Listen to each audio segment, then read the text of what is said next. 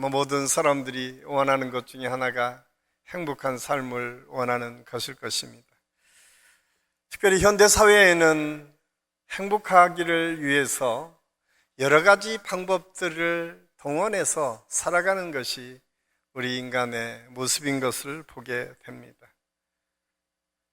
그래서 직장 안에서 또 우리가 사업을 할 때 또 사람들과의 관계에서 가장 중요하게 여기는 것이 내 기분이 좋아져야 되고 내가 행복감을 느꼈으면 좋겠다라고 하는 생각을 가지며 살아가고 있는 것이 현대인의 모습입니다. 그러다 보니까 성공하기 위해서 때로는 무한 경쟁을 감내해야 되고 때로는 수단과 방법을 가리지 않고 우리의 인생을 질주해 나갈 때도 있었음을 알 수가 있습니다. 때로는 그 종착지가 행복이 아니라 불행이라 할지라도 잘 몰라서 끊임없이 달려가고 있는 것이 어쩌면 현대인의 모습인 것처럼 보여집니다. 그 문화적인 현상을 우리가 잘 아는 하버드대의 마이크 샌델 교수는 돈으로 살 수 없는 것들이라고 하는 책에서 그 이유를 이렇게 설명합니다. 시장 중심의 사고방식은 인간관계의 도덕적 가치를 약화시키고 사람들로 하여금 다른 사람을 도구로 보는 경향을 강화시켰다라고 이야기를 합니다. 이야기는 아주 쉽게 얘기하면 나의 성공을 위해서는 모든 관계들이 대상화되고 수단화되었다. 내가 이익을 조금 더 갖기 위해서는 누군가가 희생해도 아무렇지도 않게 생각하는 것이, 그래서 모든 관계를 이익을 남기는 수단으로 생각하는 시장 경제가 지배하고 있는 사회를 우리가 살아가고 있다라고 그는 이야기를 합니다. 그러다 보니까 모든 것을 성취하는 도구로 이해하는 인간의 모습이 있었고, 이런 인간의 모습은 우리로 하여금 사람 관계나 또 어떤 일을 할 때나 때로는 무례하게, 때로는 무감각하게 살아가도록 한다라고 그는 보았습니다. 이러한 사회 현상뿐만 아니라 우리가 사는 시대는 매스미디어가 아주 발달했습니다. 이제는 모든 소통이 이 매스미디어를 통해서 소통하는 것이 일상화가 된 시대를 우리가 살아가고 있습니다. 그러다 보니까 직접 사람과 사람이 만나서 얼굴을 맞대고 관계하는 것이 낯설어지는 시대를 우리가 지금 살아가고 있습니다. 거기에 더 위험한 것이 하나 있는데, 이 SNS의 가장 취약한 구조는 익명성이라고 하는 것입니다. 이 익명성은 우리로 하여금 더 무책임한 일들을 아무렇지도 않게 할 수 있는 여러 가지 환경들을 만들어가는 것들을 볼 수가 있습니다. 그런 여러 가지 현상을 우리 한국 사회의 소비 트렌드를 매년 조사해서 발표하는 서울대 김남도 교수는 옥스퍼드 대학의 닉 보스트럼 교수의 이야기를 빌어서 이렇게 이 사회를 이야기합니다. 디지털 시대는 사람들 간의 물리적 거리를 줄였지만 감정적 거리는 오히려 증가시켰다. 그러니까 세계가 물리적으로는 굉장히 가깝게 지냅니다. 지금 지구 반대편에 있는 곳에 일어나는 여러 가지 현상을 우리는 매일매일 뉴스를 통해서 보고 느끼고 체험하지만 감정적 거리, 실질적으로 우리 주변에 가깝게 있는 사람이 누가 사는지조차, 우리 주변에 바로 옆집에서 누군가가 사고를 일으키고 죽어나가도 무관심한 시대를 살아가는 것이 오늘 디지털 문화 속에 살아가는 우리 인간의 모습이 아닌가라고 반문하고 있습니다. 이런 시대적 흐름은 우리도 모르는 사이에 우리 삶에 엄청난 영향을 끼치면서 점점점 무감각한 시대를 만들어가는 것을 볼 수가 있어요. 그래서 부부가 하루에 한 번씩 눈 맞추고 이야기하는 것이 언제인지 한번 생각을 해보세요. 부모와 자식이 사실은 부부끼리도 그냥 눈을 마주보면서 얘기하는 것보다 SNS로 얘기하는 게 훨씬 편한 시대를 살고 있지 않습니까? 여러분, 같은 방에 있으면서도 옆방에 있는 아들, 딸들에게 전화를 걸거나 SNS를 통해서 카톡을 주고받는 것이 우리 일상이 되지는 않았나요? 거리로는 굉장히 가깝게 느껴지는 물리적 거리는 가까운 시대를 살고 있지만 감정적이고 소통하는 거리는 너무 먼 시대를 살아가는 이런 모습이 현대 사회의 모습이다라고 하는 것을 볼 수가 있습니다. 이런 사회문화적 현상은 한 몸을 이루었다라고 하는 교회 공동체 안에서도 쉽게 볼 수가 있습니다. 우리는 교회를 그렇게 표현합니다. 예수 그리스도를 머리로 하는 지체들이다 라고 표현을 합니다. 지체는 무엇입니까?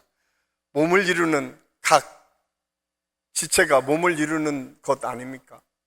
손과 발, 머리 다 연결된 유기적 관계가 교회라고 이야기하면서 우리는 서로를 모르는 채 신앙생활할 때가 더 많고 때로는 애써 모르는 채 하면서 신앙생활을 하는 것이 오늘 우리 교회의 모습은 아닌가 한번 우리 스스로를 돌아볼 수 있어야 됩니다. 전지전능하신 하나님 앞에 우리가 살아간다고 하면서 매일매일 우리는 하나님이 계시지 않는 것처럼 살고 있지는 않습니까? 전지전능하고 무소부재하신 하나님이라고 하는 것은 무엇입니까? 어디나 함께 계시고 내가 어떤 일을 해도 다 보고 계시는 하나님이 계신데 우리는 그 하나님을 모르는 채 외면하거나 아니 느끼지도 못하며 신앙생활하고 있지는 않은가? 때로는 교회 안에서 세상적인 성공만이 하나님의 축복이고 은혜인 것처럼 포장하며 살고 있지는 않은가?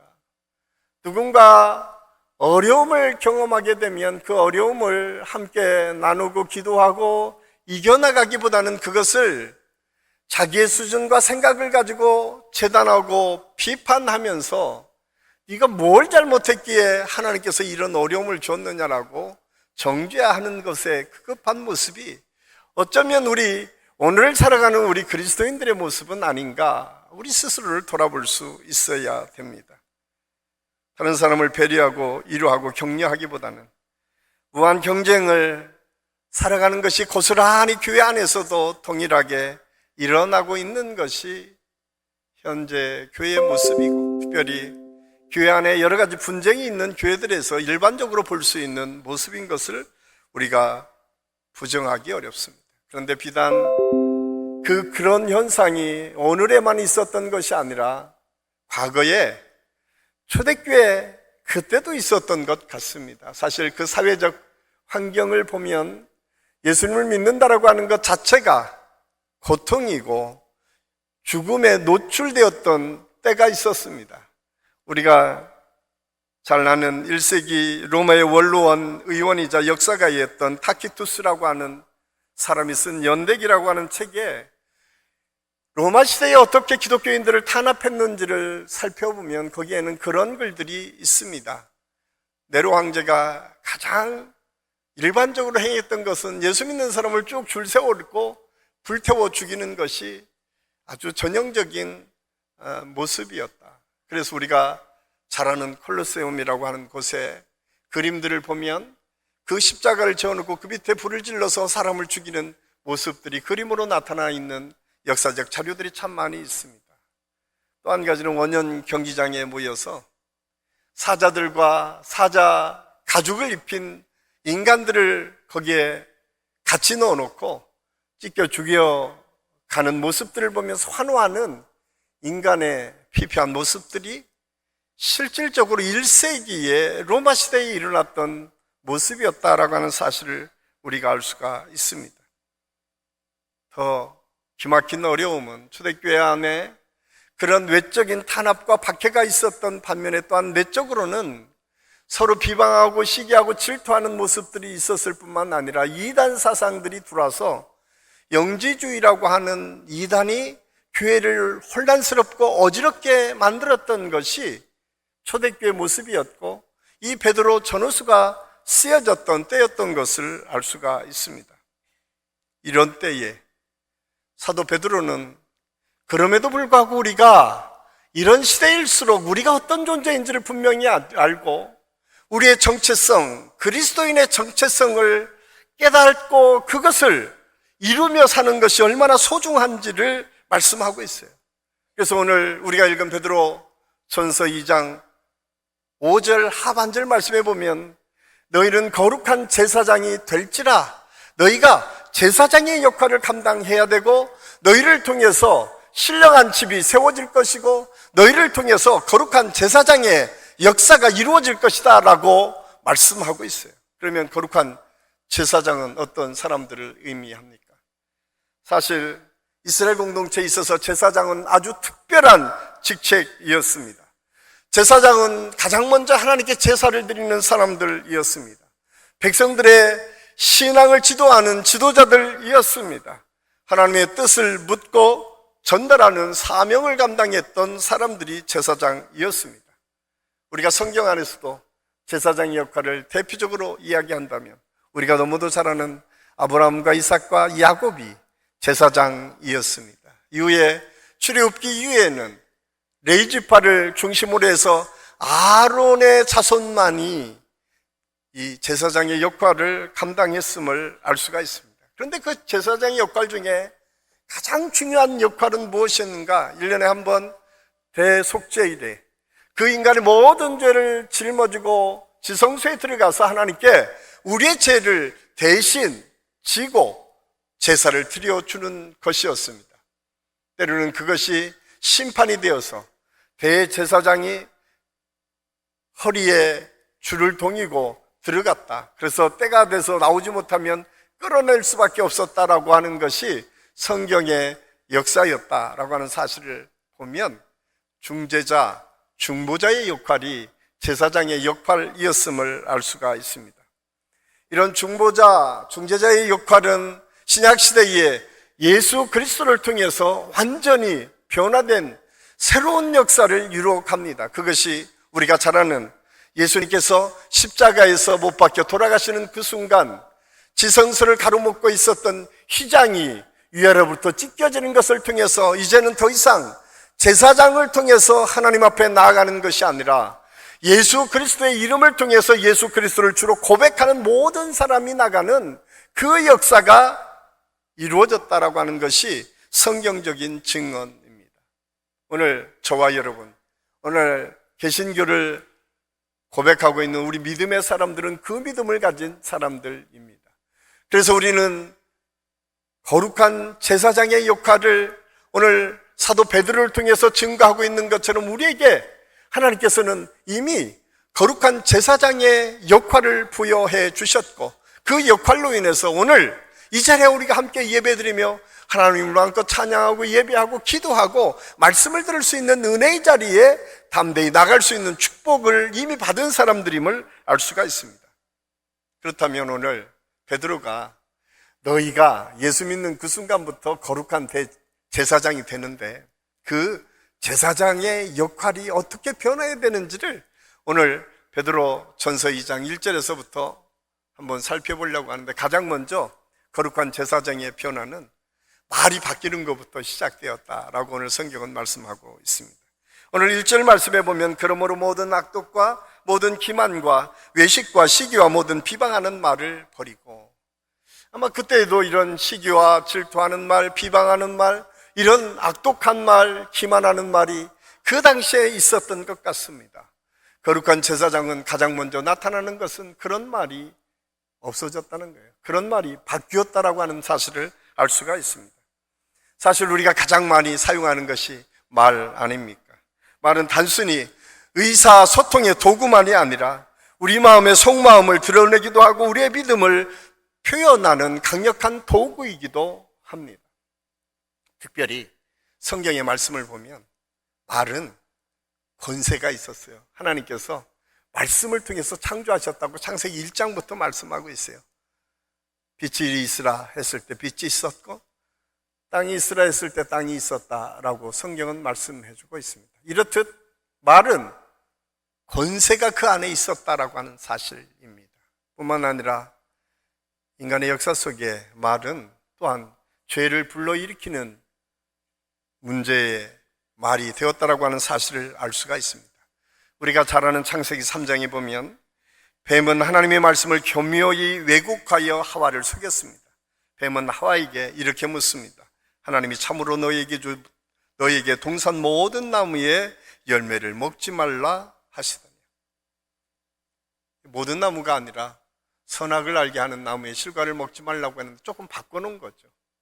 거기에 또 첨가시킵니다. 죽을까 하노라 라고 하는 말로 바꿉니다. 하나님께서는 정령 죽을 것이다, 너희 하나님의 말씀을 어기면 반드시 죽는다 라고 말씀했는데 사단은 교묘히 그것을 바꾸어서 그럴까 하노라 라고 묻습니다. 이 말에 현혹당한 아담, 그는 마음의 죄를 범하기 시작합니다. 그것이 하나님을 거역한 죄 아닙니까? 하나님이 하지 말라는 명령을 이제 선악을 알게 나무라는 나무의 실과를 먹음으로 죄를 범하게 되고, 이 죄가 인간 속에 들어왔습니다. 이 사실을 통해서 말은 권세 있는 말씀이기도 하지만 때로는 죄를 불러일으키는 도구가 될 수 있다고 하는 사실을 우리가 알 수가 있습니다.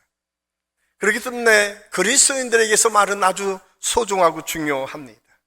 말에 대한 책임은 우리가 뭐라고 얘기해도 분명하게 우리 스스로에게 말의 책임이 돌아온다는 사실을 우리가 알아야 됩니다. 그래서 우리가 말을 할 때는 긍정적이고 격려하는 말을 잘 할 수 있어야 됩니다. 칭찬하는 말을 할 수 있어야 됩니다. 기꺼이 다른 사람을 위로할 수 있는 말을 할 때에 거기에 대제사장, 거룩한 제사장의 모습이 있다라고 하는 사실을 우리는 알아야 됩니다. 그런데 우리가 무심코 던진 한마디 때문에 때로는 사람이 상처를 받기도 하고 때로는 그 사람이 위로를 받아서 다시 도전할 수도 있다라고 하는 사실을 우리가 알 수가 있습니다. 아마 유교 사상에서도 아주 재밌는 속담들이 있지 않습니까?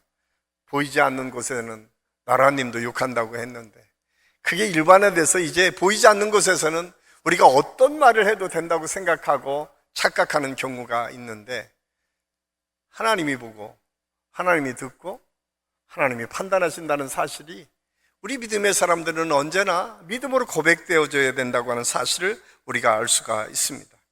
그래서 초대교회에서 그런 일을 버리라고 오늘 아주 분명하게 말씀하고 있습니다. 그러면서 긍정적인 말로 바꾸라라고 말씀하시면서 그 예를 오늘 베드로가 스스로 요한복음 21장에 예수님과의 대화를 통해서 경험한 사건이 있었음을 우리가 알 수가 있어요. 베드로는 어떤 사람입니까? 예수님이 십자가에 붙들려 가실 때에 3번씩 부인하며 때로는 저주하며 부인했던 사람 아닙니까? 그리고 예수님께서 십자가에 못 박혀 돌아가셨을 때 과거의 삶으로 돌아가서 어부를 다시 고기를 잡았던 사람이 베드로였습니다. 우리가 잘 아는 것처럼 요한복음 21장에 가면 예수님께서 베드로를 만납니다. 그리고 말씀하십니다. 네가 나를 사랑하느냐. 그걸 3번씩 반복하면서 다시 베드로에게 말씀합니다. 내 양을 먹이라, 내 양을 치라. 예수님께서 그렇게 말씀하십니다. 너 나를 3번씩 부인했지? 너 왜 그랬어? 너에게 어떤 문제가 있어? 라고 지적하지 않습니다. 예수님이 확인한 건 딱 한 가지입니다. 네가 나를 사랑하느냐. 3번씩 묻고 이어서 예수님의 말씀은 아주 단호합니다. 네가 그 사랑을 느꼈다라면 사명을 맡아라. 그 사랑을 네가 정말 가졌다라면 그 사명을 감당해내라고 말씀합니다. 그리고 이어서 그렇게 말씀합니다. 네가 젊었을 때는 네 마음대로 살 수 있었지만 이제는 하나님께서 원하시는 대로 살 수밖에 없을 것이다 라고 하는 것이 예수님 말씀이었음을 알 수가 있습니다. 오늘 저와 여러분을 불러주신 그 하나님, 거룩한 제사장으로 우리를 불러주신 하나님은 우리가 말과 우리의 말이 바뀌어서 하나님의 사명을 감당하는 사람들이 되기를 원하신다라고 하는 사실을 우리는 잊어서는 안 됩니다. 그래서 성경은 말의 중요성에서 계속 강조하고 있습니다.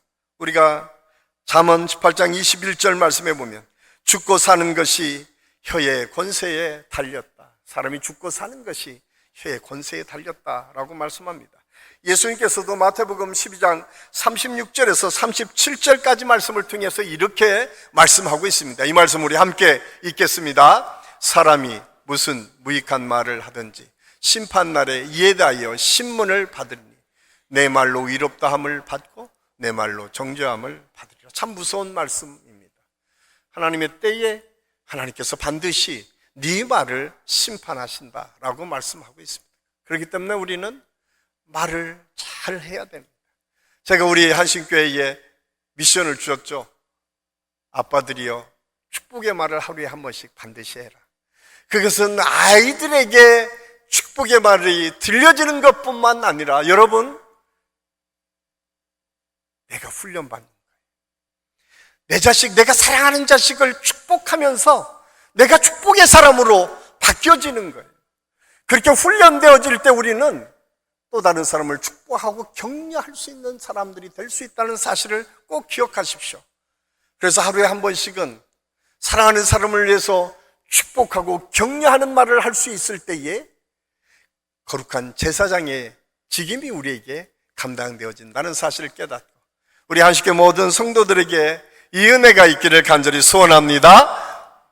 두 번째로 제사장은 하나님의 말씀을 사모합니다. 2절 말씀에 보면 갓난아이들 같이 순전하고 신령한 젖을 사모하라. 이는 그로 말미암아 너희로 구원에 이르도록 자라게 하려 함이라 라고 말씀합니다. 아이들이 젖을 먹습니다. 그 이유가 무엇입니까? 왜냐하면 엄마의 젖을 통해서 영양분을 공급받기 때문에 그렇습니다. 그 영양분을 공급받아야만 아이가 생명을 유지할 수 있습니다. 그런데 우리는 어떻습니까? 우리는 하나님의 자녀고 하나님의 백성이라고 얘기하면서 하나님의 영양분인 말씀에 대해서 우리가 얼마나 많이 공급받고 있는지 한번 생각해 보십시오. 아이들이 조금만 배고프면 그 엄마 젖을 찾아 울며 사모하는 것처럼 그래서 시편 성도는 목마른 사슴이 시냇물을 찾아 갈급한 마음을 가지고 뛰어나는 것처럼 말씀을 사모하라고 우리에게 말씀해 주셨는데 우리는 과연 영적인 존재고 영적인 성장이 있어야 된다고 이야기하면서 우리는 과연 하나님의 말씀을 그렇게 사모하며 살고 있습니까? 그런 묵상이 우리 안에 있습니까? 한번 곰곰이 생각해 보시기를 바랍니다. 우리는 가끔 하나님의 말씀을 좋은 말이 쓰여져 있는 금원집 정도로 얘기를 할 때가 종종 있습니다.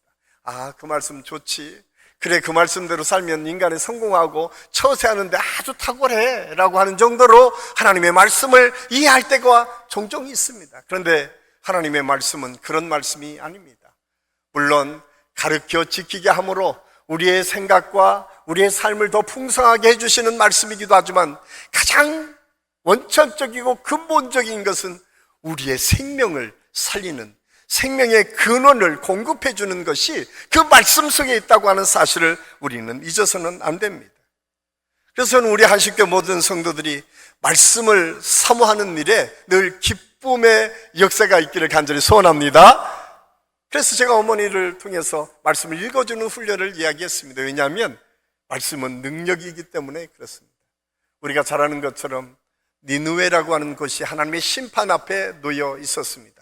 그곳에 요나라고 하는 선지자를 하나님께서 보내주셔서 회개하도록 하려고 했는데 요나가 말을 듣지 않아요. 이방 나라였기 때문에 늘 이스라엘을 괴롭히는 나라였기 때문에 니느웨는 망해야 되는데 왜 하나님 저 곳을 저렇게 회개하고 구원할 수 있도록 하게 하려고 하십니까? 라고 그는 애써 말씀을 증거하지 않으려다가 결국은 하나님께서 요나 선지자를 잡아다가 니느웨에 내려놓습니다. 그리고 그가 3일 길을 다니면서 복음을 증거하기는커녕 그냥 지나가는 말처럼 성의 없이 회개해라, 회개하지 않으면 하나님께서 심판하실 것이야 라고 말만 했는데도 그 이야기를 듣고 온 백성이 회개했다라고 성경은 기록하고 있어요. 요나서 3장 5절 말씀입니다. 우리 같이 한번 읽겠습니다. 니느웨 사람들이 하나님을 믿고 금식을 선포하고 높고 낮은 자를 막론하고 굵은 베옷을 입은지라.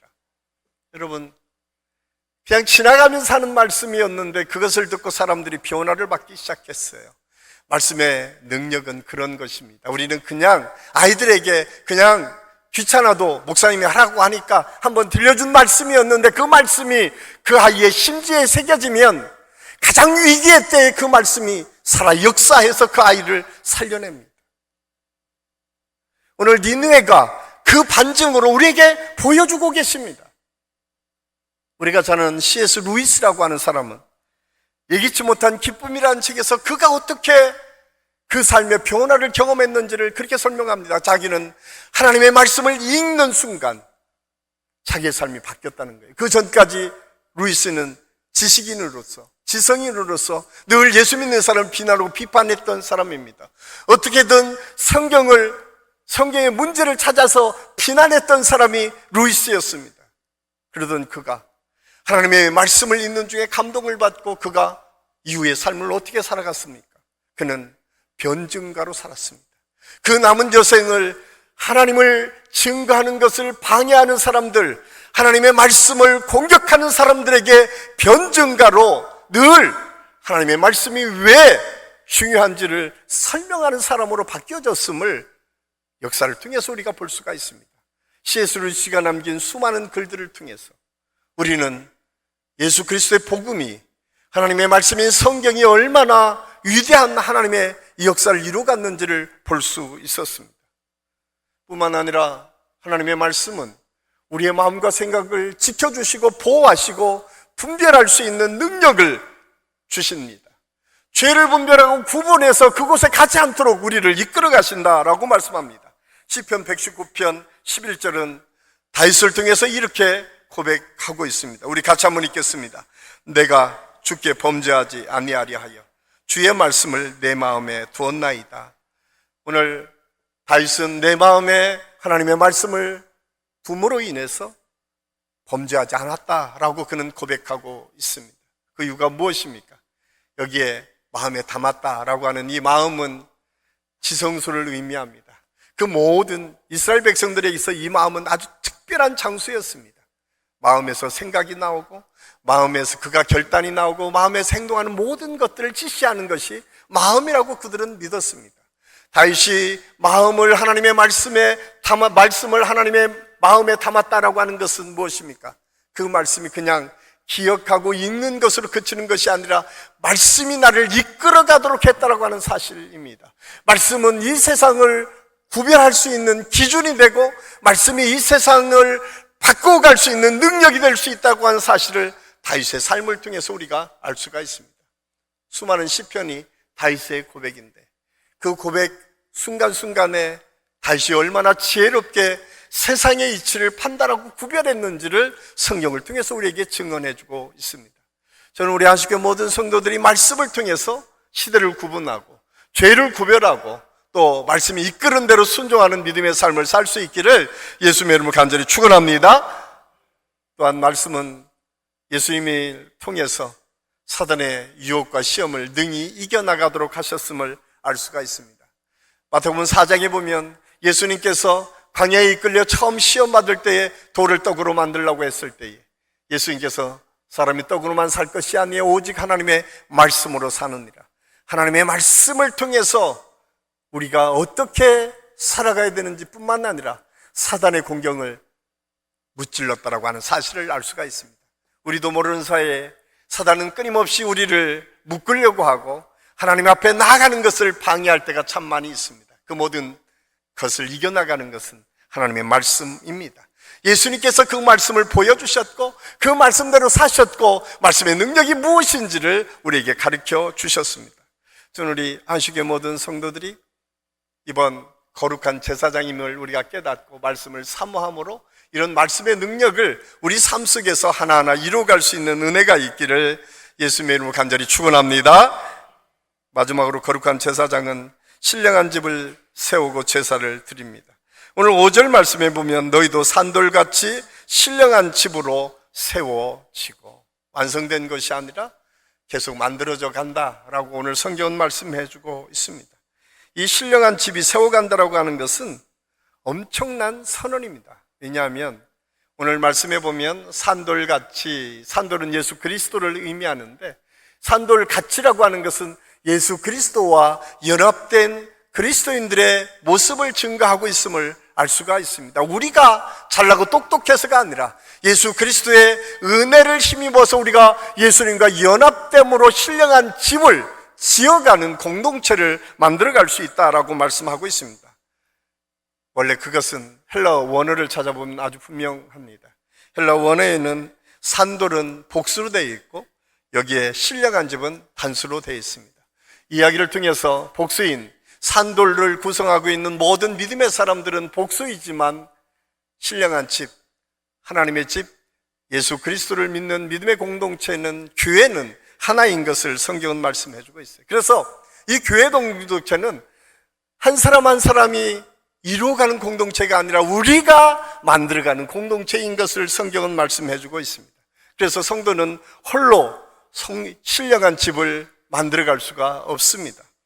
연합하여 우리가 될 때에 신령한 집이 될 수 있습니다. 가끔 우리는 교회 안에서 이 직임과 직분을 가지고 일방적으로 자기 생각만을 주장하고 이끌어가려고 하는 모습들을 종종 보게 됩니다. 제일 조심해야 될 게 먼저 앞서 있는 우리 사역자들입니다. 우리 스스로가 교회 공동체를 늘 말하면서 우리는 교회 공동체 한 일원임에도 불구하고 마치 교회가 자기 마음대로 돼야만 되는 것처럼 착각하며 교회를 바라볼 때가 있습니다. 그런데 그렇지 않습니다. 오늘 그것은 성경적이지 않다. 성경은 아주 분명하게 우리 각자의 한 사람 한 사람이 모여서 교회 공동체를 이루고 예수 그리스도가 주인이 되시고 예수 그리스도의 말씀에 따라서 이어가는 것, 이것이 교회의 본질이다라고 하는 사실을 우리에게 말씀해 주고 있습니다. 그럼에도 불구하고 우리는 거룩한 성전이 되어야 될 책무가 있습니다. 그것은 고린도전서 3장 16절 말씀에 보면 너희는 너희가 하나님의 성전인 것과 하나님의 성령이 너희 안에 계시는 것을 알지 못하느냐. 너희가 하나님의 성전이라는 거예요. 우리가 거룩하게 구별될 우리 한 사람 한 사람이 하나님의 성전처럼 구별된 믿음의 삶을 보여줘야 된다는 거, 믿음의 역사가 나타나야 되는 거, 내 삶이 하나님께 올려지는 모습이 우리에게 먼저 있어야 된다라고 하는 사실을 말씀해주고 있습니다.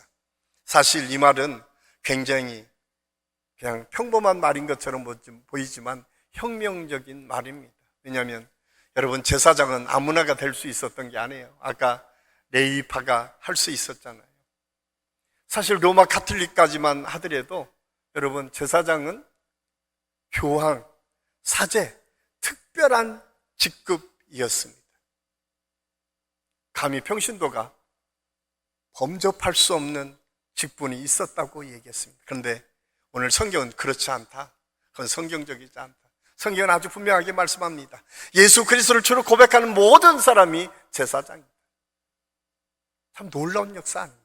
그런데 우리는 제사장으로 부름받았음에도 불구하고, 혹시 여러분, 유대인들은 지금도 절기를 위해서 수천리 예루살렘을 향해서 갑니다.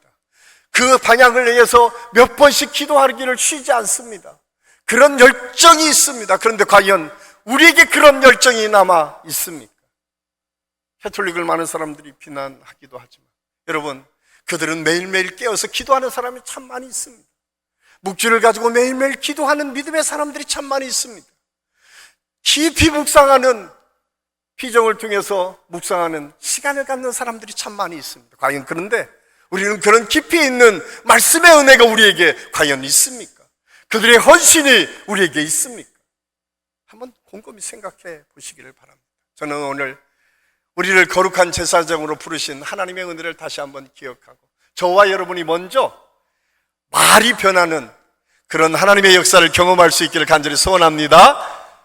말씀을 사모하고 그 말씀을 통해서 또 다른 사람을 세워가는 그런 능력의 역사가 우리에게 있기를 바랍니다. 뿐만 아니라 우리가 거룩한 예배제가 되어서 하나님의 역사를 이뤄가는 하나님의 축복이 우리 모두에게 있었으면 좋겠습니다. 우리가 마지막으로 로마서 12장 1절 말씀을 읽고 마치겠습니다. 우리 같이 한번 읽겠습니다. 그러므로 형제들아, 내가 하나님의 모든 자비하심으로 너희를 권하노니 너희 몸을 하나님이 기뻐하시는 거룩한 산 제물로 드리라. 이는 너희가 드릴 영적 예배니라. 기도하시겠습니다. 아버지 하나님, 우리가 드릴 영적 예배는 우리가 거룩한 산 제물이 되는 것이었음을 말씀을 통해서 우리가 배웠습니다. 제사장의 역할을 주셨고, 제사장을 통해서 하나님을 만날 수 있었던 그 놀라신 축복을 우리 한 사람 한 사람을 통해서 이루신 하나님, 우리 모든 성도들이 이 믿음 속에 다시 한번 하나님의 역사를 기억하고 말이 바뀌고 말씀을 사모하는 능력의 사람들이 되게 하시고 영적 예배를 드리는 제사장의 역할을 잘 감당하는 믿음의 역사가 우리 모두에게 있어서 우리 안식교 모든 성도들에게 거룩한 제사장의 직분을 감당하며 살아가는 축복이 있을 수 있도록 하나님께서 인도하여 주시옵소서. 함께해 주심을 감사하고 예수님의 이름으로 감사드리며 기도하옵나이다. 아멘.